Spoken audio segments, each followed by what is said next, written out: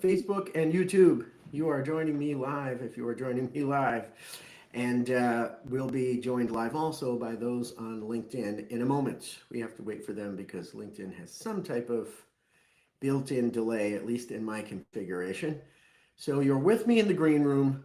As if you've been here with me before, this few minutes before LinkedIn goes live, you know that in the green room we sip our beverage. So please, if you have one, sip them if you got them.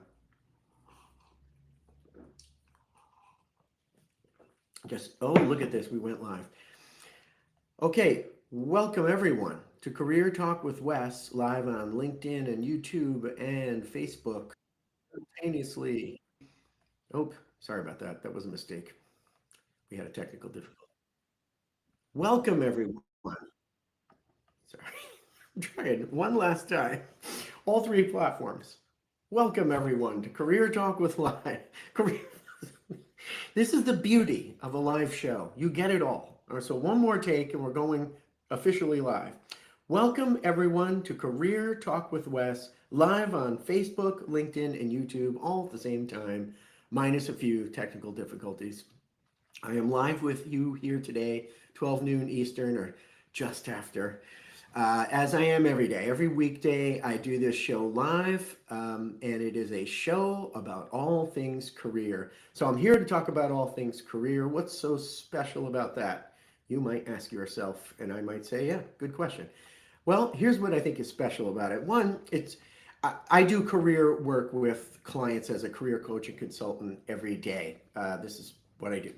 And I work mostly with clients in transition, and that means helping them navigate their careers in all kinds of capacities. So think about career growth, career navigation, making the most out of your career, gaining the most control over it, directing it where you want to go, and being successful at what you want to be successful at.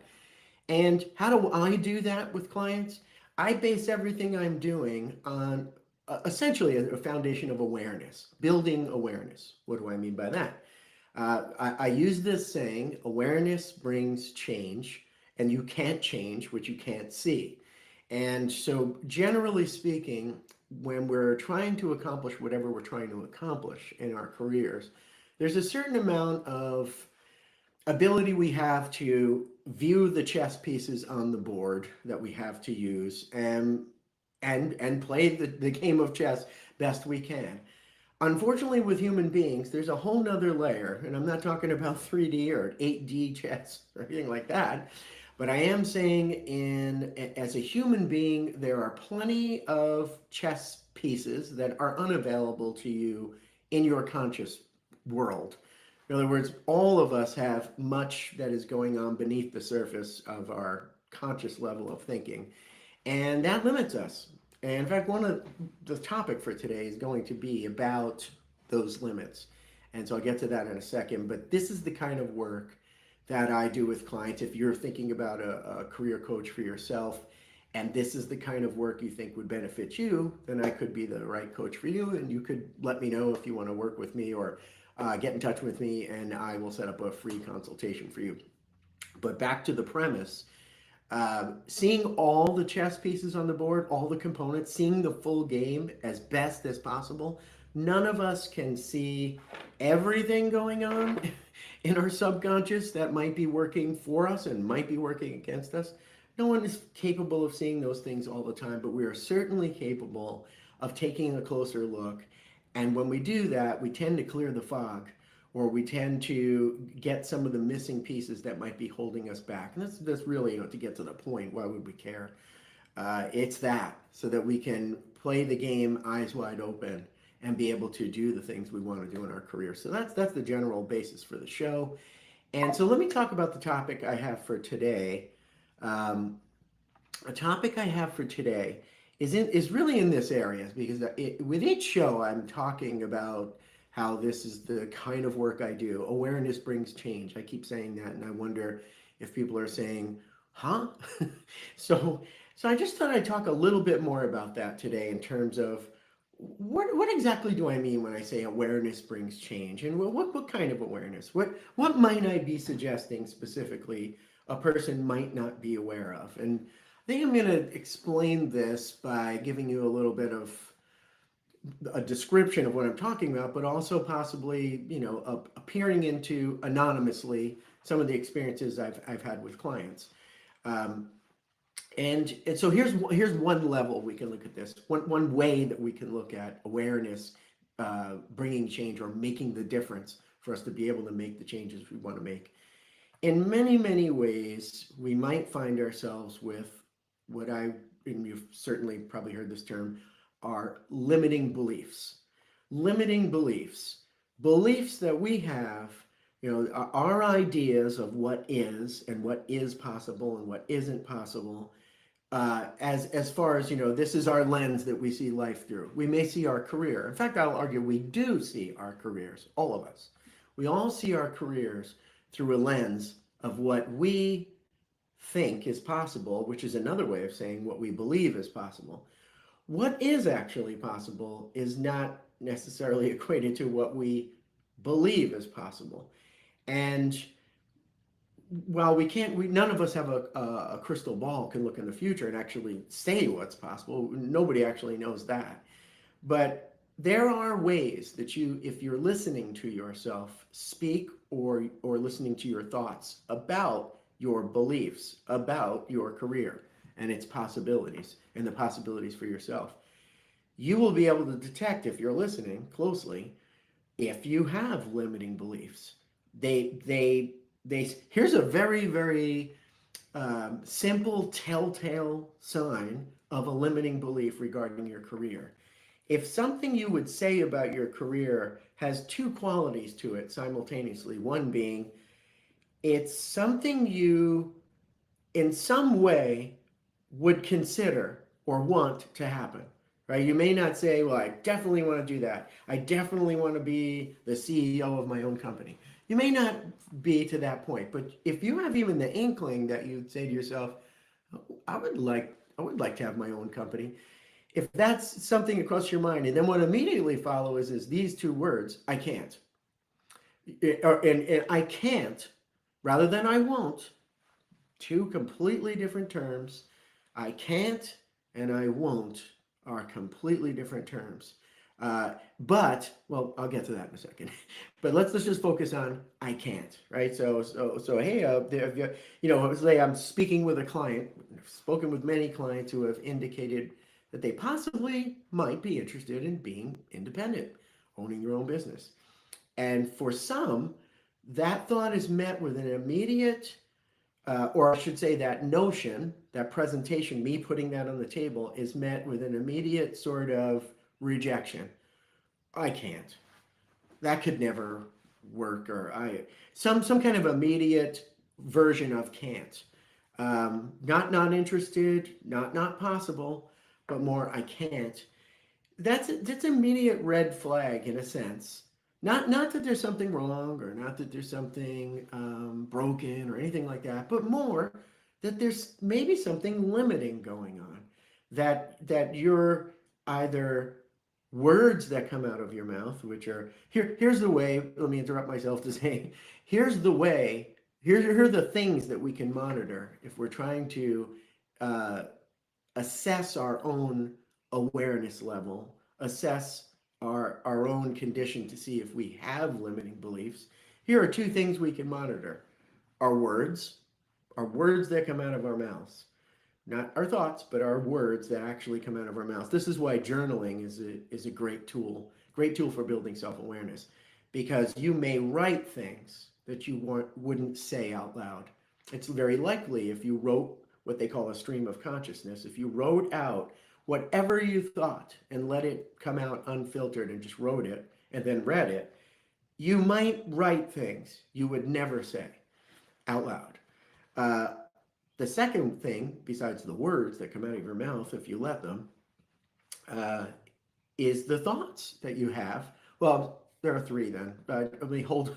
The second one I wanted to go with was feelings. The other one that will give you an instant sense that there's something to a scenario is a feeling that accompanies that scenario. So if I was to propose to a client, let's say I got an inkling from their language or what they're saying that they might consider going independent as opposed to being employed by someone, owning your own business. And something comes out of their mouth that immediately is sort of like that kind of denial. I can't. That can never happen. Oh, that might work for some people, not for me. Something that's just a quick, squashing of that idea. Um, First, the words, what words come out, those are something we can look at. That was an interesting response. Why that response? And we can look closer at that. But the feelings that came with it, sometimes that's all that comes with it that's notable is the feelings. A person may not think much of what they have to say to themselves about the possibilities in their career, but the feelings that come with it may be notable. There may be fear that comes with it. There may be even just a peculiar feeling, like sort of like a cognitive dissonance. So suddenly things get a little foggy I talk about you going independent. Things may just get a little foggy for you in that moment. That's another flag, a red flag, if you will. It's a pay attention to me flag. It's some part of yourself saying something's going on here, something below the surface likely going on there. If there's a possible cognitive dissonance around a topic, but you don't know what it is. You can't immediately unravel it. Um, and then I did say thoughts. Thoughts are key, really. It's just that thoughts are harder to get to. Thoughts are not articulated out loud. They're not written down necessarily. They're more buried, even more so than feelings can be, perhaps. Feelings at least show up. Feelings don't ask for permission, by the way. Feelings just show up and they arrive and you feel them. Now, whether you can articulate to yourself what you're feeling or why you're feeling it is another story. But feelings will show up and say, I'm here. I'm feeling something, and here I am to let you know this is happening. I feel angry. I feel sad. I feel nervous. I feel excited. I feel happy. I feel sad. Or I feel, surprised. Or all those feelings show up, and it's almost like they show up to knock and say, are you interested in why I'm here? And many times we usually are just either deny them or let them in, either push them away or let them in. But how many times do we ask, why are you here? Why this feeling? Why is this feeling associated with this situation? Especially if the situation is something that does have your attention. Like say, let's move this in a slightly different direction. Let's just say you're looking at your career and you have a feeling of dissatisfaction, some kind of dissatisfaction with some level of how you're showing up. Just try to keep it as general as I can there.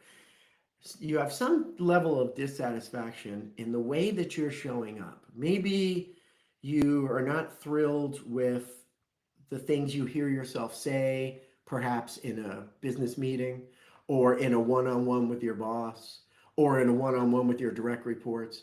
Maybe what the feelings that are associated with those meetings, you're not loving the feeling. That's a moment where feelings are showing up, knocking and saying, I'm here trying to tell you something. And that is something you may never know until you would stop and inspect further. What is this feeling about? Now, I gave you three things. I said there are the words that come out of your mouth. There are the feelings that you feel, and there are the thoughts that you have.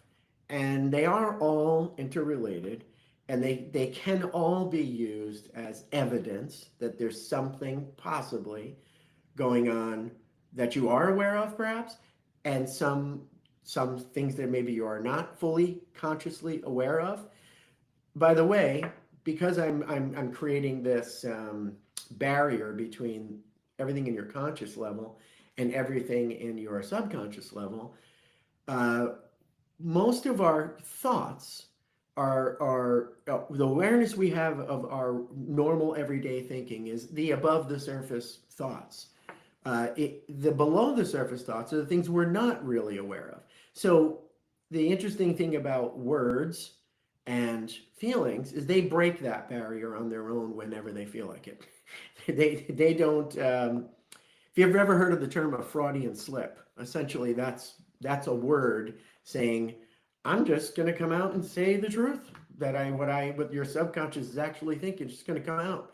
And you'll say, oh, I don't know where that came from. And well, some part of you doesn't know where that came from. Your conscious self doesn't know where that came from, but your subconscious self is quite intentional about it. And so your words that come out of your mouth and the feelings that you have arrive almost like messengers from things below the surface to say, hey, these are things going on in here. Are you interested in learning about them? And that part of ourself that is conscious is the part of ourselves that controls everything and runs everything and says, nah, often, seems a little too scary or weird or too much, too complicated. It might not, it'll rarely, I think, present itself. Well, I'll just say that it's not so likely that it'll look inviting when some feeling shows up that's unpleasant or some word comes out that isn't congruent with what you want to be saying. Um, that's probably not going to be an easy thing to relate to in that moment and dig into, unless you're used to doing it. Then it becomes, quite frankly, I think it becomes a pleasure. But that's when you get to be practiced paying attention to your words and thoughts and feelings and what's going on above the surface in your conscious mind and what's going on below the surface in the subconscious. So now that we've really left the realm of the simple, I would really love to now, bring us back here back to simplicity and practicality level, back to the everyday life, and back to this show and what the show is offering. This show is offering a moment in your day to pay attention to that realm. And in my work, often I'm always offering the ability to pay attention to that world. It doesn't mean that every client does pay attention to that world or needs to. That's not where all problems are solved. That's where some problems are solved. That's where some of the secrets to unlocking bad patterns and unwanted behaviors, unwanted limiting beliefs. That's where we began with limiting beliefs. That's a good place for this kind of work, a limiting belief, so that we can get underneath where the roots are of that limiting belief and pull that sucker out so it doesn't grow back.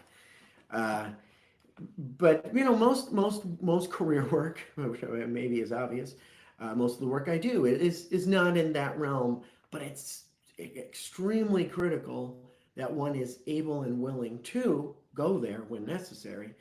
And I in particular like to talk about this realm in this show because I didn't think I was going to go here, but I think this is what I'll say about it, and this is an important thing to say about it. This space of digging in deeper, asking ourselves, where did this thought come from? Where did this feeling come from? Where did those words that flew out of my mouth come from? Uh, this space is been extremely stigmatized over forever.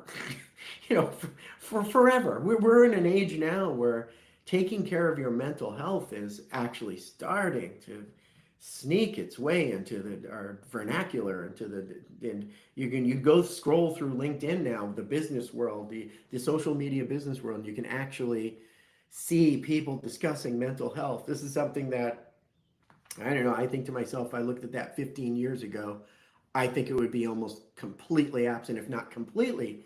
I think LinkedIn probably 15 years ago, let's say, was likely completely devoid of a mental health kind of um, presence. People talking about it, talking about neurodivergence, talking about how our psychology, the makeup of how we think, and it affects all of our behavior. And if it affects our behavior, of course it affects our careers. Of course it affects how successful we can or can't be or are willing to be. So that's why I'm talking about these things, because I want to create a safe, destigmatized, um, regular, this is why I do this every weekday, um, domain, a space, a safe housing to come and talk about these things or hear someone talk about these things and explore them. And of course, you want to go through life with, those shades closed. That's okay. It's your life. You don't have to go digging anywhere. Um, on the other hand, if you're banging your head against the wall, same part of your head, and you're kind of tired of that, or you're running in the same circle, or you're spinning your wheels. I mean, hamster wheel. I can go on about the ways that I could describe what it's like when you can't seem to get past uh, these sort of snags in life. Why does this keep happening? Why do I keep going down that road? Why do I keep making this particular choice that I see that I'm repeating? And every time I repeat it, I get the same results that I hate, but I do it again. Or I really, really don't want to handle it that way, but I do. I keep handling it that way. Or I really, really want to uh, bring my true authentic self to work. I really want to bring who I really am to the table, but I don't. Or when I do, uh, it's very, very difficult, and it's painful. So then I may do it for a moment, but then I run from it. Now that's all okay if you're okay with it. But if you're saying, I don't want to be hindered. I have a limiting belief about my ability or what's possible for me or what I can do, and I don't want to be limited by it. Then I would say that's really, really a grand moment for you, because guess what? You don't have to be. There's no limiting belief you have to be limited by, unless we're talking about the practical that every single person can agree on. Like, for instance, I can't flap my wings right now and fly across town. Nobody's going to argue with me on that. And, this is not what we're talking about when I say limiting beliefs. What I am saying when I say limiting beliefs is when you can imagine for a moment what you might want. Or in fact, here's another way. Here's a flag you can look for. If you see something in other people and that jars you, that causes you discomfort. In other words, you see someone doing something, and that causes a bit of um, I'm looking for the right word. I want to say it's like a cognitive dissonance, but let's just say it flat. If it bothers you in some way, you see someone doing something in social media, we have no choice, right? We have to see everybody doing everything, and it all looks great, usually, right? Everything looks like it's easy. Oh, look at that one's doing this, that one's doing that. But if you have those moments, you don't have it when you look at yourself, but you have it when you see other people, and you have a tendency to look at other people and say, well, they're doing that. How come they're doing that and I'm doing this? And why aren't I doing that? And that right there is a flag to say, what's going on? Why are you paying attention to that, for one thing, that other person? And why has that in particular got your attention? And might it be because you've got some thoughts that are holding you back? And perhaps what you're seeing looks to you like someone free from that. And that would be a certain flag worth talking about, you're investigating, that say, I feel like I would like to be that or do that. Just that alone is enough to say, okay, do you want to? What's that about? What's that drive? What feelings do you have associated with it? What thoughts come to mind? If you journaled that out, what would you write? Let's read what that says. You can do that yourself any day, by the way, if you want to try your own version of building self-awareness, which is the best kind, is you can journal. You can just write out whatever thoughts are coming to your mind, and then you could burn it after or throw it in the garbage or whatever, because it's not so important. We're not keeping that around for study. We're just getting those things out in a way that we're not judging them on their way out. We're just letting them come out. And then we could read them and say, that's what I wrote. And then you can throw it away if you want. But have that moment of this. You just created objectivity. You just created the ability for you to view your own a part of yourself that is otherwise very difficult to hear from or see when you write something out in a stream of consciousness. That's just one way of creating distance between your managing yourself self, the aware self in the moment, and the self that is got some thoughts and things buried where they're not conscious.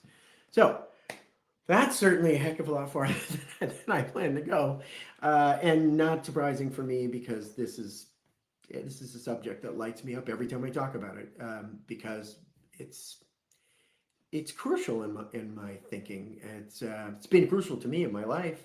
I can't imagine my life without having gone down the road of inspecting what is going on in here, with feelings, thoughts, and the words that come out, and limiting beliefs, and all kinds of negative patterns that I didn't seem to be able to do something about. But once you bring awareness into the equation, you do empower yourself to make a difference in your own behavior that you might not have made before, and you may never make without some level of increased awareness.